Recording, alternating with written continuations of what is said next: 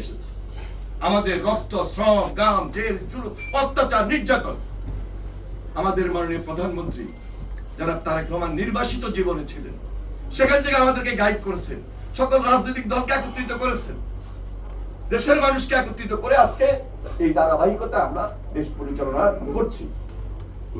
আমাদের সাবেক মাননীয় প্রধানমন্ত্রী বেগম খালেদা জিয়া কতটুকু অত্যাচারিত, কতটুকু নির্যাতিত। 28শে অক্টোবর কে কোথায় ছিলেন আমরা জানি না, আমরা দেখি নাই, আমরা তো সেদিন জেলখানায় ছিলাম। 28শে অক্টোবর কার ভূমিকা ছিল এই দেশে, কোথায় কখন ছিল, কোন রাজনৈতিক দলের কোথায় কিভাবে ছিল।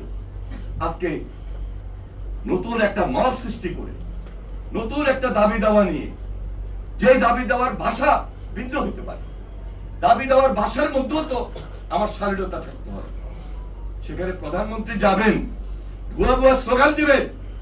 বাংলাদেশের রাজনীতিতে আমরা যারা ছাত্র রাজনীতি করে আজকে এখানে এসেছি, আমরা কখনো এটাকে মেনে নিতে পারি না এবং নিব না। কারণ রাজনীতির গতিতে চলবে, রাজনীতির মধ্যেও শালীনতা থাকবে, রাজনীতির মধ্যেও তো শৃঙ্খলা থাকবে। অশালীন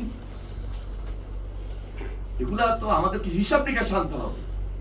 আমরা দেখলাম গতকালকে ঝিনাইদহে গেলেন,